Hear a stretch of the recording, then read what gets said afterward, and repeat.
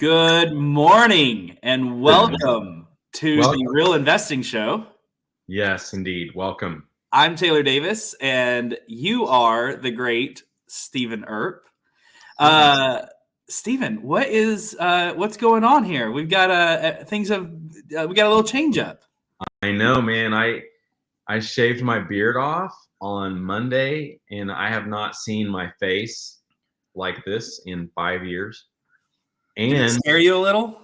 it was scary to walk in, and still every time I see my face, it's weird because I don't spend lots of time in front of the mirror, you know? It's Right. like I'm not impressed with my mirror image. And so I don't spend a lot of time preening or prepping. And so every time I walk by the mirror, I'm like, whoa, who is that? You know? But a strange thing about it is, so I was actually nervous. So I have not shaved since 2018. It's been 5 years. And I was nervous about my grandkids because you've seen some of these like YouTube videos of where the dad shaves his face and then the 18-month-old Kids don't recognize them. The Yeah. kids like, it sounds like daddy, but it's not. And so I was nervous about that. So I took a video beforehand and sent it to my grandkids. I said, I'm going to go shave my beard off. And I'm wearing the same clothes afterwards. And I sent them another video and I was like, look, here it is. What do you think of my face? But also for me, I'm kind of like in a new life. I'm 8 months in of marriage. I just got married last summer, and my wife has never seen me without a beard, except for pictures, old school pictures, And so, yeah. Did she say grow it back, or is she exercising that prenup? What's going on? Yeah, right. She loves it without the beard. Really? Okay. And she that makes me a little bit sad because I miss the beard a lot. Yeah. I don't think my wife, I've been married for 12 years and I'm pretty sure she's never seen me fully clean shaved. Mm-hmm. I think when we first started dating, I think I had a goatee. Mm-hmm. And then I have done the stubble, pretty short beard. But I've had a beard, like beard since probably 2013, so about 10 years. So yeah. So it's not going anywhere. It's staying. Yeah, it feels so weird. I mean, I wanted to try it. I wanted just to see, how my face is and stuff. But so it's weird though. It feels weird. It feels weird like when I walk outside. The wind like hits my face and it's like, what is that sensation? That's funny. I feel naked, See, I won't even do it for we have a big Halloween party every year and we go all out on our costumes, and I have to be strategic in what I choose to be because I'm unwilling to shave. Yeah. You can take get some spray deodorant, spray your face and go as an armpit, Okay. I don't know where they're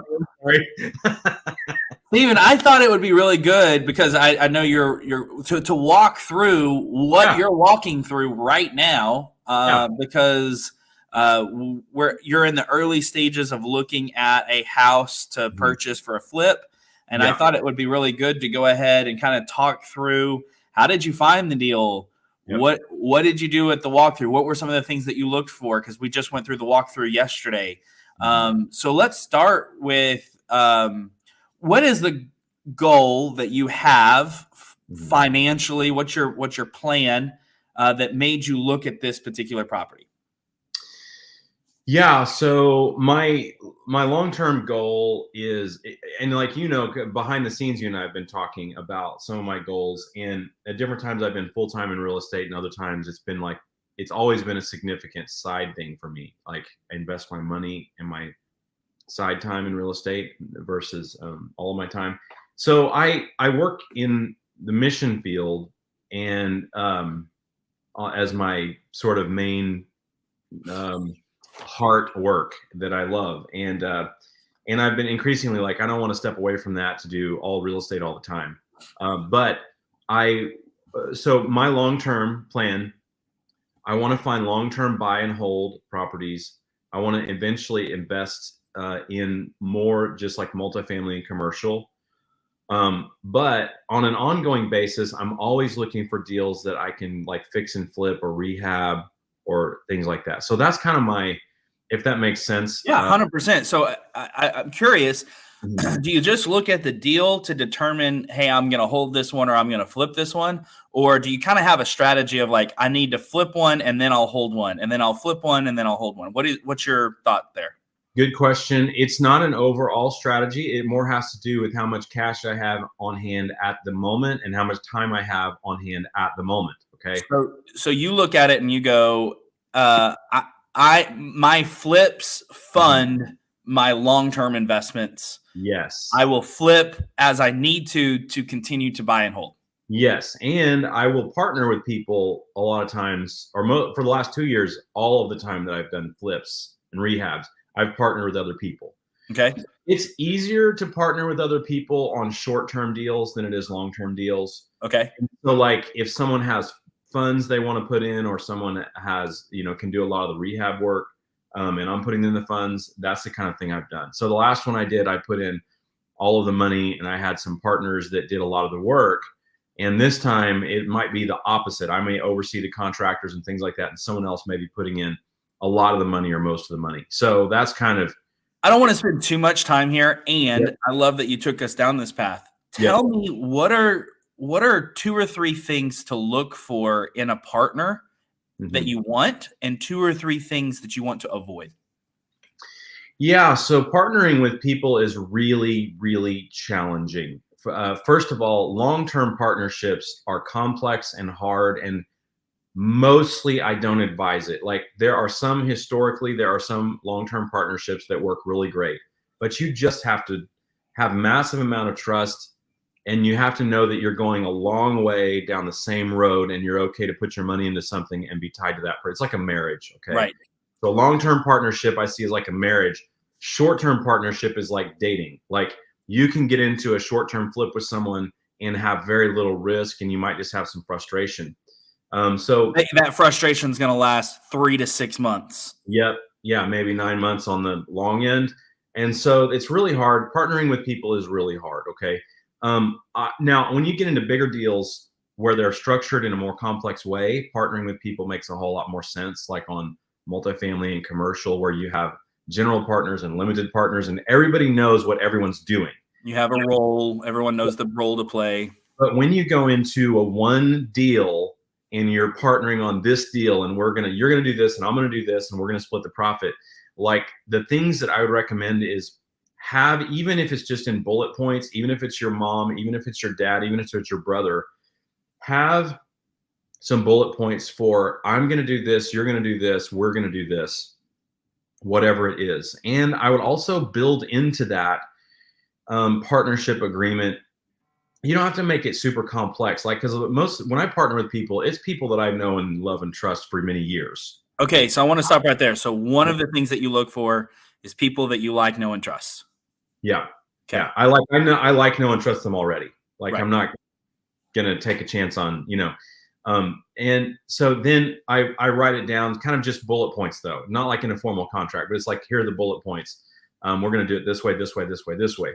And a lot of times I'll give them a lot of control. In other words, like with this one, I may be working with a family member who ends up putting in most of the money, and like we'll probably put the house, like probably close on the house in her name, and you know what I mean. And so she has control if she decides, man, I don't want to work with you anymore. But I come up with enough deals, it's like it's not going to be a problem for me. See what I'm saying? So those are some things to keep in mind. In the past, some bad experiences I've had with business in partnering with people are things like, a lot of times, I don't know. I'm trying to think of how to. I wish I had bullet points for you, but I just would say I would just caution you about partnering with people. Okay. There's something like here's the thing. Let me describe. There's a book by Robert Ringer called, I forget what it's called. I don't really like it, but it has to do with the business philosophy of egoism. So Ayn Rand was a philosopher, and she wrote about, like egoism and self-centeredness. And it's this concept that like at the core, human beings have no altruism. It's like there are people, they just basically want the best for them no matter what. Right. And even when they think they're being selfless, they're doing it for selfish reasons. Now, I do not subscribe to that philosophy because I do think that altruism is a thing, meaning self-sacrifice. Like if I partner with you, for example, if I partner with you on a deal, I'm not going to do that unless I'm willing to walk away from the deal, lose all my part of it, and let you have all of your part of it. Right. You get me? Like I'm saying internally, I'm not going because I value the relationship more, and I would just let you have it, and I would walk away, and we would still maintain. So here's the thing to look for when you're talking about partnering. Like if you meet someone, like a lot of guys will approach me and they met someone at a local RIA, they met someone at a local meetup, and they don't have an existing relationship, then you don't know if someone, so imagine you're sitting at a poker table and someone at the poker table says, I'm in this game to win. And when it's over, I'm going to have all of my chips and all of your chips. And that's why I'm here. Right. Then there's someone at the table that says, no, I'm just here to have fun. And maybe he does have fun and he wins some and he loses some. And then there's someone else at the table that's like, no, I'm just here to have fun. But really that person wants to take all of your chips. Okay. Okay. So that's the dangerous person. Right. The dangerous person that's like, that says one thing but has a motivation of another. That's really hard, bro. Like that's really complex and hard. So a couple of things that I absolutely agree with. When you're partnering, first, do it on a short-term basis. Date before you marry. 2, have the same core values. So you like, know, and trust this person, and you understand that your core values are the same. Mm-hmm. And 3, have an understanding of what your goals are and what their goals are, and that those align. Mm-hmm. If you have those 3 things, you can have a good partnership. You can. I would also ask yourself these introspective questions. Am I willing to break the relationship with this person if this deal goes bad? Am I willing to walk away from profit to maintain this relationship? Ask those kind of questions. And if I'm not, if I'm not willing to walk away from my part of it to maintain the relationship, then my feeling is then my relationship with that person is not enough. I don't trust them enough. Okay. But I mean, I would rather lose money on one deal and maintain the relationship and just not do business with that person again, rather than, Now, some things you can do that I have done a lot is, here's something to keep this in mind as well. When you're thinking about partnering with someone, think about 2 different ways of partnering. One is to partnering with someone as an equity partner that they are actually getting a return on their money of a certain percentage. Like you're getting private loan from someone, that is a partnership, but you're the owner. They're loaning you money just like a bank. And so that would look like, hey, I have $200,000 to invest in real estate, and I'm going to let you have that. You're going to go do your flip. Regardless of how much money you make, I'm going to make 10% back on my money. That's one way to do it. And that's a very safe way to partner with someone. It's clear they have no say in what kind of flooring you put in. They probably don't even go buy the property. They probably are not looking at it. And you do not want those kind of people to have an opinion on what you do in the house. Okay. Because you're the one. You're a limited partner. You're the decision maker. It's 100% you. It's their money, and they're getting a fixed return no matter what the outcome is. Yeah, if you make 50 grand on the deal, they're making still their 10% on the interest. If break even, they're making 10%. If you lose money, they still make their money. Yeah. So you're the one taking the risk. Now, the other option is to bring people on as an equity partner, which would be like, no, we're going to both make, if we make more on this deal, we're both going to make more. Yeah. If we make 50, we're going to go 50-50 on this. I'm just throwing that out there. I mean, I'll bring the money, you bring the resources, and you put it together. We make $50,000. I'll take 25, you take 25. Yep. And that is, I think that's where you can get into trouble is with those, it's very important that you define your lane. Who does what? and who doesn't do what. Because we had a partnership last year, and it went incredibly well. And one of the reasons I think it went incredibly well is there was a lot of clarity on who did what. So my wife is an interior designer. So when it came to decision making for what we're putting in the house and what we're doing, she had 100% control as long as we were within a budget. So collectively, we decided on a budget. She gets to decide all of the material choices and decisions. There's clarity. And at the end of the day, we both made our money. Yeah. That's wise to do that.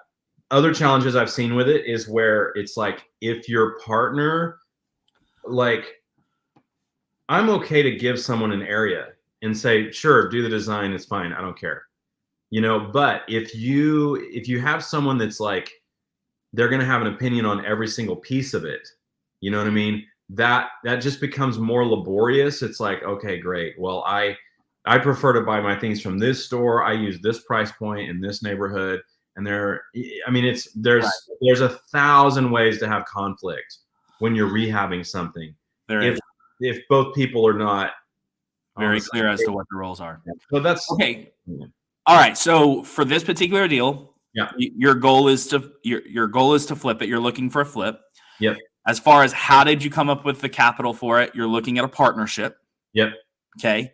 How did you find the deal? Actually, on a previous episode, you and I talked about, I asked you to set up some searches and a drip campaign, I guess, or on the MLS. So this is listed on the MLS. And you walked me through the process of, okay, what areas are you interested in and what price points do you want to look at in these areas? And this one just popped up. When it popped up, immediately when I got the email, I took a screenshot of it and I texted you. So it popped up on the MLS, and I mean, because I've been seeing a lot of them, and honestly, this is right in my backyard. I know the neighborhoods, and not only that, literally my mom lives 2 blocks away from this house. I lived there, so you know that neighborhood well. Yeah. Like I may have known previous people that lived next door to that house or in that house. So yeah, I know the neighborhood really well. So we set up an MLS criteria drip.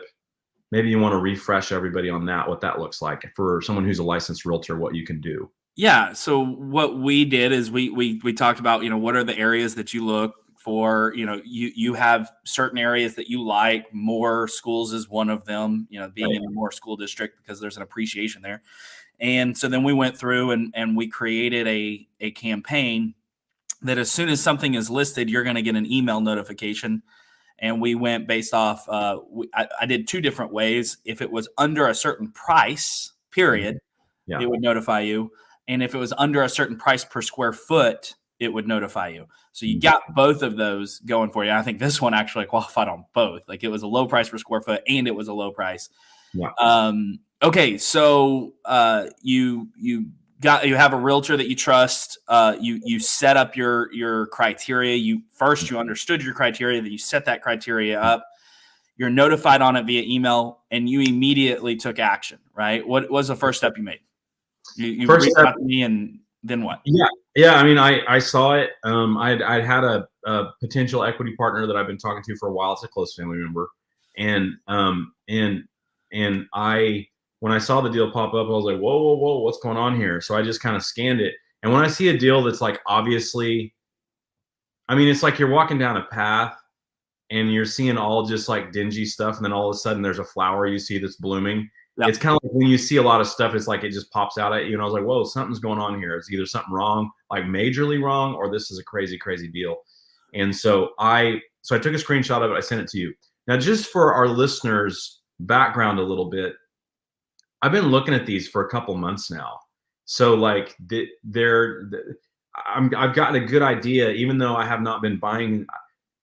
I've restarted buying and selling houses just in the past 2 years. Okay. So I was not buying anything for like 10 years, or I might buy one a year or one every 18 months for like. You weren't an expert on the pricing. You weren't an expert on the market, and you spent the last 18 months relearning. Yeah. And so then this particular one was like 2 months of me getting emails from you and your team about here are deals in your areas. And so I'm like looking at these and I'm scanning through the photos and I'm trying to remember the neighborhoods and stuff like that. So I'm educating. And on multiple occasions previously, I would take a screenshot and I would send it to you and I would say, hey, this one, tell me about this one in this part of Norman, or this one. And you would just quickly go like, well, that's really a terrible neighborhood. That's a decent price point, but here's some challenges. And so it's like on all of those occasions, I'm getting educated. I'm not taking a whole lot of your time with it, because you're, like, right. I'm not sitting down and having you show me 20 houses. Like that would be a waste of your time. I'm educating myself, and I'm just using texting or whatever to, and on some occasions you're like, well, that house in this neighborhood, it's this type of property, and you actually have to live in the house, and so one that came up last week was a good deal. Yeah, it was a HUD property, and so you'd have to live there personally for 12 months, and because it's in its owner occupant stage right now. Yeah, and so what happened is when I'm scrolling through that and I'm looking at it, I missed the fact that it was a HUD property. I was just looking at the price and I was like, oh, that looks like it might be a deal. And so then I texted you and you were like, well, it's and I could tell by the tone of your first few words, it was like, okay, is there something wrong with this? And I was like, well, I'm definitely not moving to that neighborhood, so that is not a deal for me. Yeah. So I've educated myself on that. So then you, as the agent, said, well, when do you want to see it? I said, well, I have these options. We went to go see it. I got my my potential equity partner, and we went over to see it. Okay. So yesterday we go through and see it. So by the time this airs, this property will already be under contract. And I know that there's multiple offers expected on this particular property because it was priced. Like you said, you're walking down the path and boom, it sticks out to you. I mean, while we were there, we saw 3 other parties at least while we were there going through and seeing it, and we were there for less than 30 minutes. Yeah, at least. Yeah. And they were all clearly investors. I mean, so this is clearly a deal. It popped up. Yeah. We know we're going to be competitive. Yeah. Describe the house to us. So what were some things that you look for? What were some things that I noticed you hopped up in the attic. What did you look for in there? Tell me a little bit about what your thought process is. Yeah, good question. So I look for things to be straight and flat, meaning not obvious foundation issues like this. The roof is not sagging. You want to separate out cosmetic challenges from structural challenges. And not because you don't want to tackle structural challenges, but structural challenges is a whole nother level of rehab. Okay. So first I'm looking for, are the bones good? Are the walls straight? Is the floor flat? Is the roof straight? And looking at that stuff. And if you can train yourself to see you're looking for bones, you're not looking for the cosmetic things like the muscle and the skin and the design. Okay. And that's the first thing. And then the next thing I'm looking for is I'm looking at the mechanical stuff. The heat and air is the first. So the structure and bones, then the roof. How does the roof look? Okay. This roof is questionable, honestly. It may need to be replaced. That's not a certainty, but it might need to be replaced. Then it's the heat and air. And if, you're looking at the mechanics, so heat and air. So real quick on the roof. So, okay. I think for somebody going through their first time with you're looking for the bones, right? So you're looking to see if there's major cracks in the walls, major cracks in the bricks. Yeah. Were there any cracks at all in this house? Yeah, there were some, but not major. Okay. And you have to know your neighborhood, right? Right. And I think that because I logged through there were a few hairline cracks, there are 3 places that you saw some minor cracking. That house is 50 years old and it has a few hairline cracks. It's in good condition. And this is clearly a house they are not hiding anything. Yeah. They did not go patch anything. No, it's a turd. So here's the kind of things that I'm looking for. Like with bricks and things like that, you're looking for cracks outside. So the ones that are a bigger challenge, like if there's more than about a 1/4 inch gap in brick, or when you see the cracks that go like this in the brick, if it's like less than a 1/4 inch, you're probably good, unless there's a whole lot of them. You know what I'm saying? Right. But when it gets like a 1/4 inch or bigger, that is something worth looking at. Another thing I look for is inside and outside. Look at the doors and look at the windows. And if there are diagonal cracks up from the doors or the windows, that indicates more shifting, okay? So the cracks in the ceiling, like that house had some cracks like in the middle of the ceiling. It like every house in this area of Oklahoma is going to shift to some degree because of the clay we have in our soil, okay? So those cracks that go along the middle of the room in places like where we are, it's not that big of a deal at all. It's where you have significant shifts from one wall to another that's worth looking at. And then you need to look inside and outside. And that 45 above the door and window is always the most weak point where you're going to see the most obvious that there's a foundation issue here. So you want to look at all the windows and all the doors and see if they have a 45 degree or whatever angle up this from the windows and the corners of the insides. Then you go to the outside and you look at it, and and from there. And then so this house has none of that kind of stuff. This passed that test. You did say the roof may need attention. What did you look for? Because you didn't get on the roof. So what did you look for from the ground? Mm-hmm. Yeah, so from the ground, here's what I'm looking for on the roof. This type of roof was a laminate shingle. You guys can Google that if you want to. It's some people call it an architectural shingle or a dimensional shingle. And it looks like about a 30-year shingle, and it's about at least 15 or 18 years into it. And in Oklahoma, that's pretty old, okay? And what I'm looking for is number one, I'm looking for obvious places where the shingles are gone from the ground. I'm looking for obvious places where you can see the tar, where the granules on the shingles are gone, where obvious places. The third thing I'm looking for is places where the shingles curl up, and that indicates a lack of ventilation in the attic. This did not have much of that. There were a few edges it had around the chimney, but that has to do with something. That's something else. It's not so there was not really much curling or buckling. The shingles should lay flat. They should be straight. The other thing I'm looking for is with these dimensional shingles, you can have they can be made of either asphalt or fiberglass as the base. And if they're fiberglass and they start going older, then what will happen is you can get different angles and you can see the sun shining onto the roof and it'll reflect back. It'll look like kind of look like fiberglass. It'll look like fiberglass breaking through from the ground. If you can see that from the ground, that is old. And then there was some of that. And then if it's asphalt, you will see just black splotchy places. And a lot of times with asphalt, you'll see like, let's say like here's a pipe coming out of a roof, and then around it and below it, it's kind of darker colored.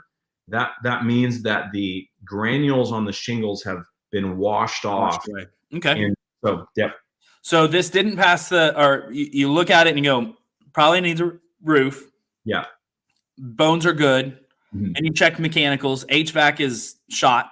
Gone, yeah. I mean, you gotta replace it. The AC unit was literally gone. And the inside unit, there was a note on it that said something was bad in it. So clearly, the internal unit might could be salvaged. It might could be repaired. But if you don't know, you have to figure on replacing it. Yep. Yeah. What else? What are some other things that you noticed about this house that you look for?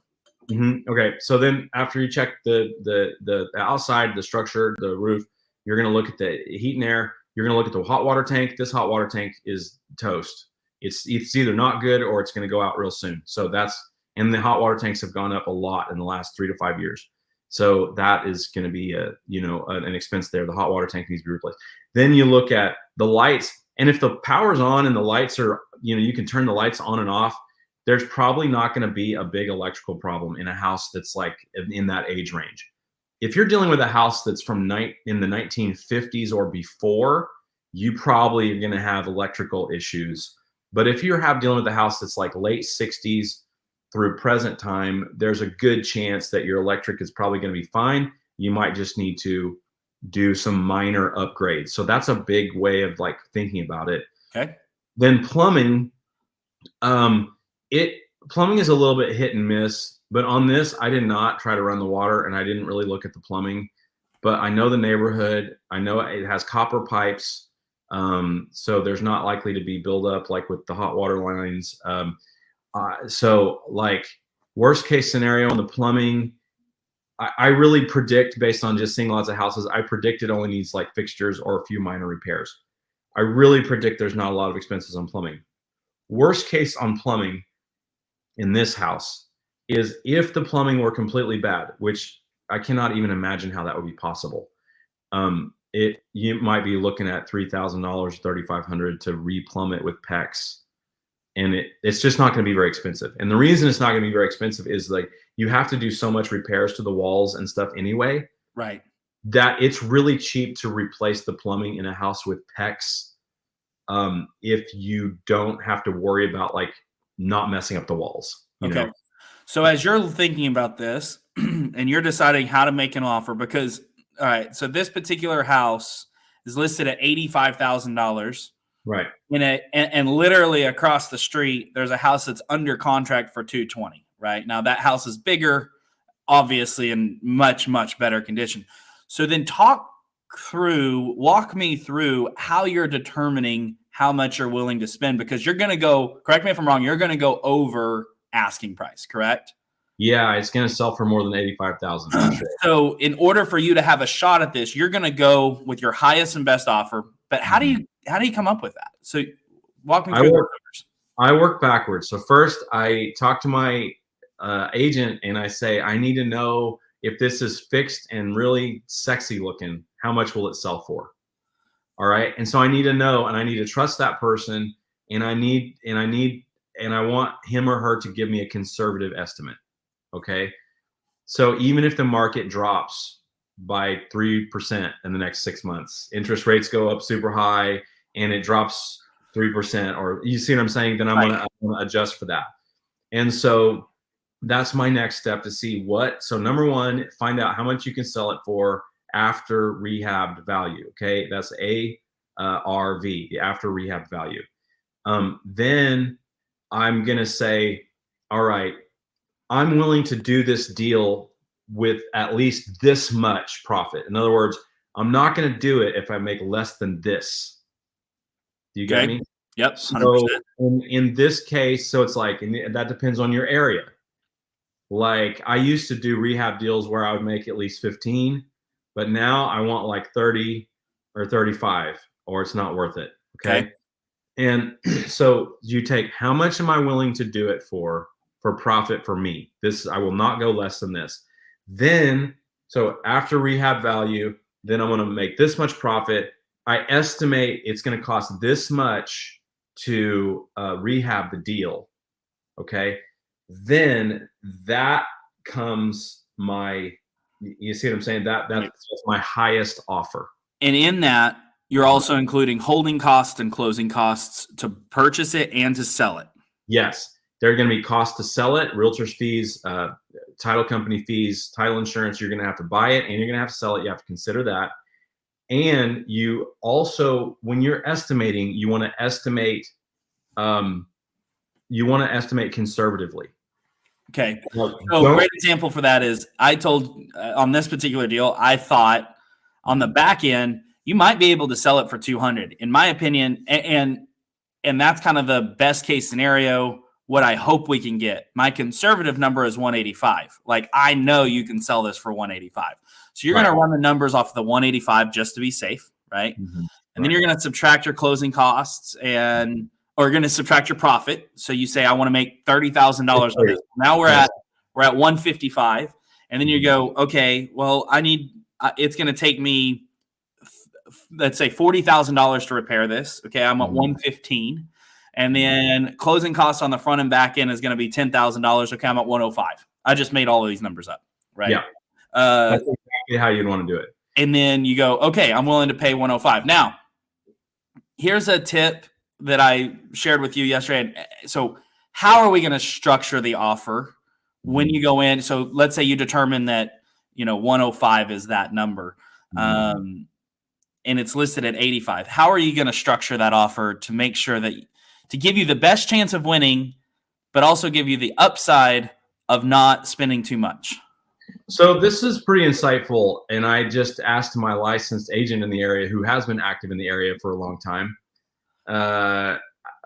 his suggestion on this. And I've never done it this way, and nor have I ever heard of doing it this way, Taylor. So I didn't even know what you were recommending was a possible way. What I'm used to doing, and when I was buying lots of deals on the MLS, it was like 2005 to 2009. Okay, it's very different. Very different. That was also a market where it was like, here's a deal, just submit your highest and best offer. You know what I mean? Right. Like, these are deals. It's cash for trash. This house needs lots of work. It's only investors. They're REOs, and give us your highest and best offer. And all the realtors had to do is say, just give us your highest and best offer. So we would send in an offer, and it was like, you try to make it look better by saying we'll close with cash instead of financing, or or we'll close faster instead of slower, stuff like that. So what you recommended on this one was choose your top amount and then send in a contract that says we'll pay exactly what you're asking, or if you get a higher bid than us, we will bid $2,000 higher than your highest bid up to this amount. So we call that an escalation clause. And so what we're saying is, hey, because if I can get this for you for $85,000, home run. We know that's not going to happen. We don't know where that top end is. So rather than going in with 105 and going in 20K above, which, by the way, on this particular deal, and we've had this conversation, it'll go above that. I'm confident it'll go well beyond 105.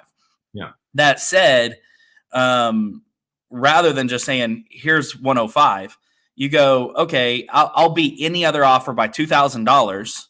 And you also want to do a couple other things that we will do is I'm going to be reaching out to the agent to decide, are there any other factors that seller is looking for? Now, in this particular house, it's a vacant house.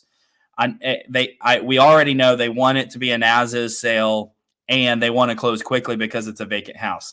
If it weren't a vacant house, they may not want to close in 2 weeks. Your offer of close date in 2 weeks might actually be what holds you back from being accepted. So figuring out what is the seller's motivation, their goals, and their timeline outside of getting the most money, because obviously that's part of it. So then you put the escalation clause to give the most money. I suggest putting a large earnest money down as well. Like for me, because the way our contracts work in Oklahoma is the buyer can back out of the contract for any reason during their inspection period. So you put an inspection period of, naturally it's going to have a 10-day inspection period if left blank. I actually encourage shortening that up a little bit in a situation like this, but you're going to be able to get your roofer out there and your foundation guy and your plumber or whatever to get you a contract or a bid within 5 days. So let's put a 5 to 7 day inspection period. We shorten that window up. And let's instead of putting $1,000 down as earnest money, what if we put $5,000 or $10,000 down as earnest money? Now we look like a serious buyer that's we're going to close on this as long as nothing major pops up in that inspection period. We'll escalate to beat any other offer. We're a cash deal. We're as is. And we will let you pick your close date between this date and this date. Yeah. So those are just a few different ways to structure that, because if you're getting competitive, which in this particular one you don't have the luxury of being the only offer. You have to make yours look as good as possible to win. And you don't want to do it just on throwing money at the deal. Right. So. Yeah, I like it. And this is where you get into if you're working with an agent, not all agents are the same. And we talked about this before, but like I've had questions about the listing, and I know we probably don't want to say too much about that, but like either the listing agent is very savvy, knowing that such a low price would attract investors and they would bid it up. Okay. That's number one option. Either the listing agent is very savvy about that, or number two, the listing agent is not used to working with investors, and he or she just priced it way too low because the house smells like death. What did I say when we walked in that house yesterday? Yeah, you said this listing agent knows what she's doing. Oh, well, well, yes, I said that too. And we walked in and I said, this smells like money. Yes. Because it is awful. Like, it's the house that you can see where the pictures were on the wall because they've smoked so much in there. and and then there's the combination of like it's also lined out with like roach feces around it. I mean, it's just nasty house. There's also there were 2 spots where and you know, I don't want to encourage someone to buy something that's scary to them, but there was a place outside of the shower where the shower had leaked and there was some mold or mold-like substance. I'm not legally allowed to say it's mold. And well, I'm an agent and say it looked like mold to me, baby. Yeah. And then under a window, which looked like that window had leaked and there was a little bit there. Those will scare off so many people. Yeah. And the truth is you can have that remediated at not a terribly high cost. Yeah. It seems a lot scarier than it is, but at the same time, you're doing sheetrock, you're doing all these other repairs, you're replacing that shower anyhow. Yeah. So it's I like going into places like that because I know that what's interesting to me, and I'm going to give a quick story.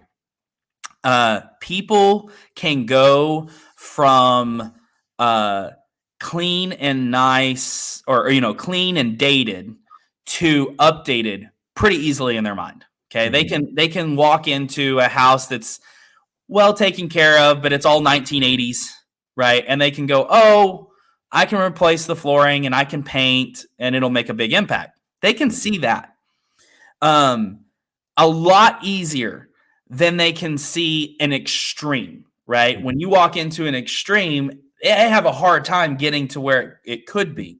Yeah. And this is a non-investor I was working with several years ago. And I've shared this story with sellers as to trying to help them to get the most money on many occasions because buyers, again, they can't go from one extreme to another. So I was working with this young couple. This was probably 2014-ish, right when gray and white color schemes were really becoming popular and the tan and wood color schemes were on the way out. Okay. Yeah. So we have a budget. We're walking through, we're looking at several homes in the same neighborhood, all built by the same builder, a big builder around here that everyone knows. And they were looking at a few different homes in that neighborhood. And we walked through this house and we called it the Easter house because it was all pastels. Nice. So they wanted gray and white color scheme. That was one of the things that they were looking for. And every room was a different pastel color. It was pretty hideous. And we walked through that floor plan. The very next house that we go see is the exact same floor plan, but mirrored in the exact same neighborhood. And it had a tan and like wood trim color scheme. Mm-hmm. So we walked through there and they liked that house. And I was like, okay, well, you know, out of curiosity, why do you like that? The second house that we looked at was $5,000 more than the pastel house, the Easter house. Okay. Mm-hmm. And they liked the second house more and wanted to put an offer on it. And I asked them, like, out of curiosity, what made you decide on this house? And they said, well, I was like, they liked it more. It was easier if they could move in. I said, you know, how do you feel about the color scheme not being gray and white? It's the tan and brown. And she goes, oh, well, we can paint that. And I just had this aha moment of like, you can't paint the pastel house because it's so extreme. But you can paint in your mind. You can go from a nice neutral that you could move into and then make that. So when I walk into a house like that where it's an extreme, it smells terrible and there's some mold, and it will weed out so many people, or they will massively discount it in their mind. Mm-hmm. That's where the opportunity lies. Yeah, I agree. And it'll even weed out a lot of investors the more it smells. Smells is a big deal. It's repulsive. And in that house, honestly, like if I owned that house and I wanted to dump it, if you were to spend, I don't know, $800 to $1,000 and pay people to go in, like what I found to work with the roach poo and the nicotine on the walls, like if you were to pay someone to go through there and use the scrubbing bubbles on the walls, and the ceiling, you know what I'm saying? Yeah. Just clean the house. Like seriously, if you spend $1,000 cleaning the house and bleaching the floors, I think the house would bring 10 to 15 or $20,000 more money. Just as a, I would agree. Just clean it. If you just clean it. And as an investor, yeah, I know that there's almost no house that I'm walking into that I'm flipping that I'm not going to paint and then I'm not going to refloor. Okay. Yeah. So I walk into that and I know that if I paint this and I refloor it, I might have to clean the ducts, but most of the time I can just change out the air filter and the smell's gone because it's encapsulated and it's no longer coming out of the walls and coming out of the floor. It's gone. And I didn't do anything more than I would if I'd walked into a nice, clean 1980s house that I'm replacing the flooring and I'm painting the walls. It's the same process. Well, and there are other things too. Like when you're looking at a house like this one, it's going to be a starter home for someone. Right. It's a decent neighborhood, but like they're not like the other houses in this neighborhood. If they have not been updated, they do not have granite countertops. They don't have quartz countertops. They have Formica countertops, which is not the standard now. And so it's like things like that. It's like just updating it and then also there are things like we looked at one particular wall in there. It's like removing this one particular wall would you walk into the entryway and there's just this wall for no reason because it was the 1970s when they built it and they just put walls up. And it's like removing that would cost you probably $150 labor. And then since you have to do drywall repair and you need to do some texturing on the ceiling because it has popcorn anyway, like it might cost you an extra $150 to have it patched. So like you're talking about removing a wall for $300 or super cheap. And then you have to redo the floors anyway. So it's like, and now it has a more modern layout. Yep. So many things like that. Yeah.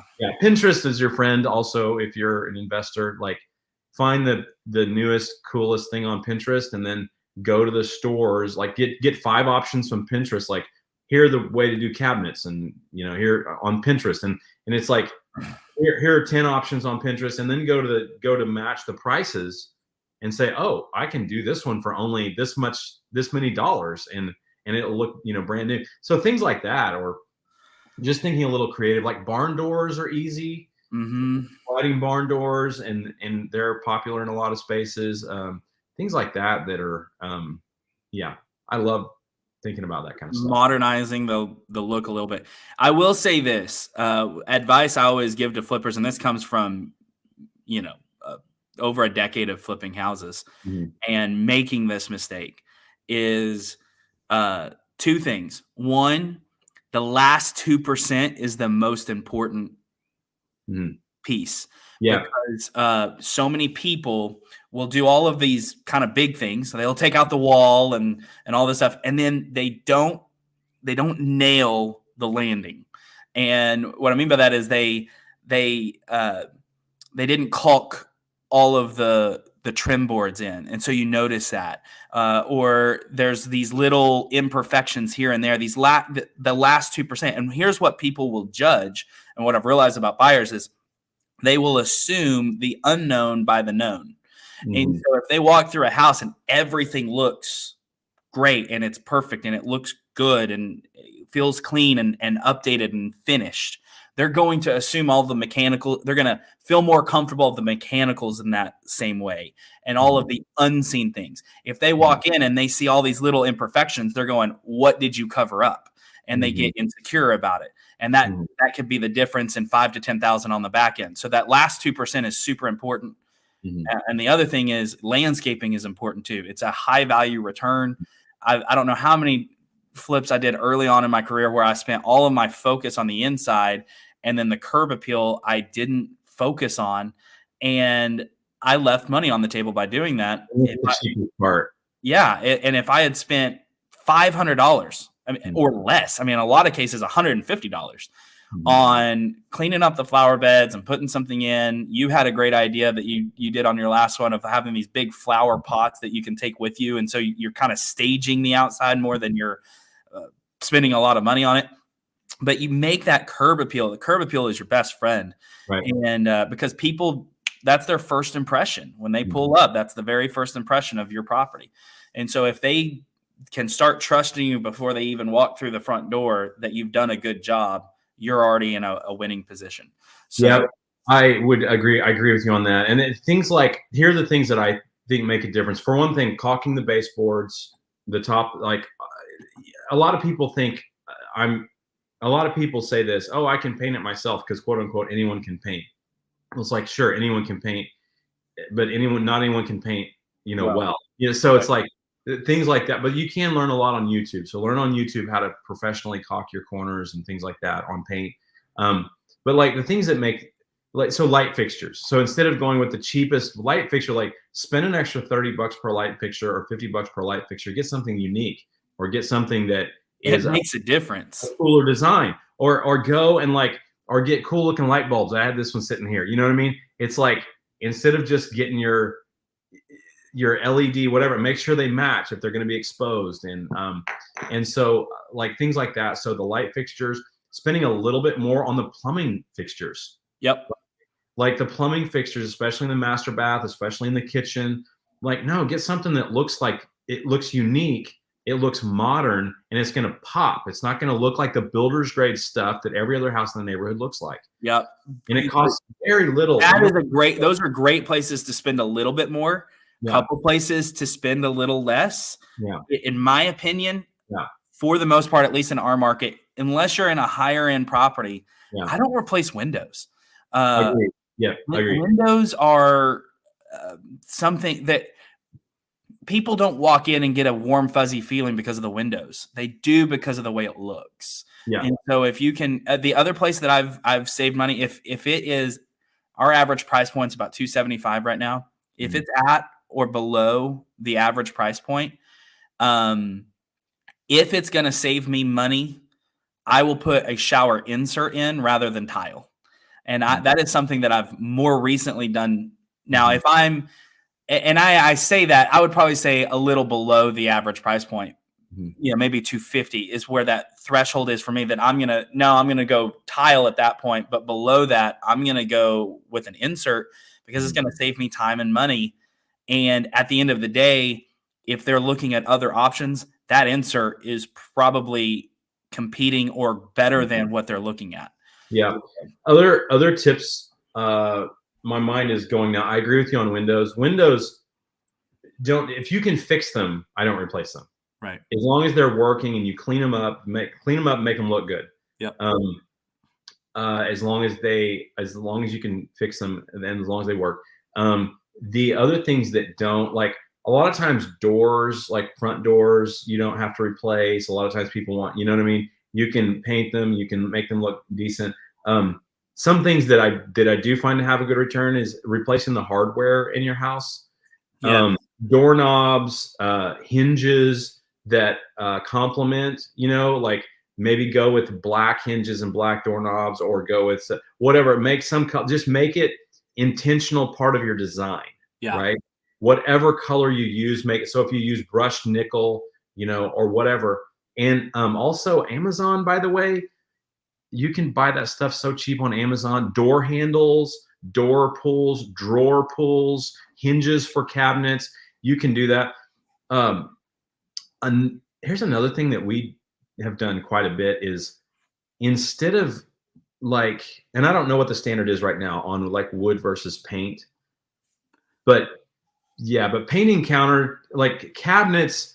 Painting cabinets is expensive or tedious. You get to choose. It's going to take you a long time, or it's going to cost you a lot. Yeah. So I was going to say, if you have good hourly laborers, I mean, people are going to scream when I say this, but I like painting cabinets instead of replacing them. Oh, 100%. It's always cheaper to paint than replace. Yeah. Now, what I do like doing is I like going, because this is super cheap, find a cabinet manufacturer and replace the doors. The doors and door covers, and oh my gosh, they look brand new, but the frame of the cabinets is still there. And it's the difference, because I don't know where it is other places, but here you can replace the doors on cabinets from anywhere from $20 to $40 a door. And they're not finished, but but you're going to paint them. That's a lot cheaper than replacing. 100% agree with that. Where I was going is, especially on a lower end flip, like if the house is $150,000, $200,000, so we're well below our average price point in the area, then I'm gonna, if the wood cabinets are nice, right? They're just wood, which is not what's in right now.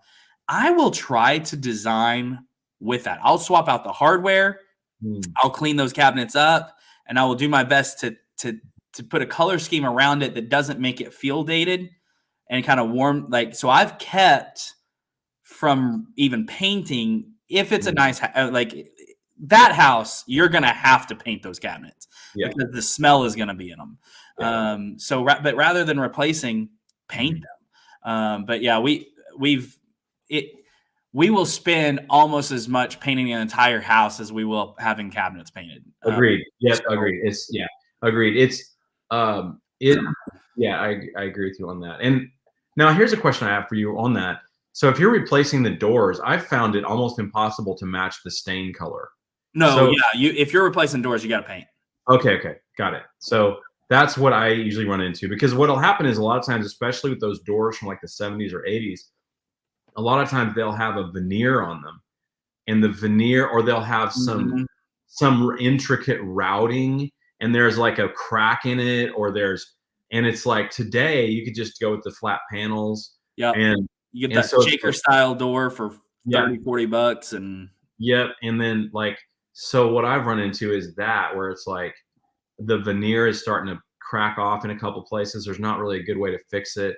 Or it's too intricate, it's too ornate. Or it's like, or like on the cabinets, at the top of the cabinets, I don't know what you call that bar where you have a fur down and you have a railing around the top of it. You know what I mean? Where your grandma used to put her mug collection or whatever.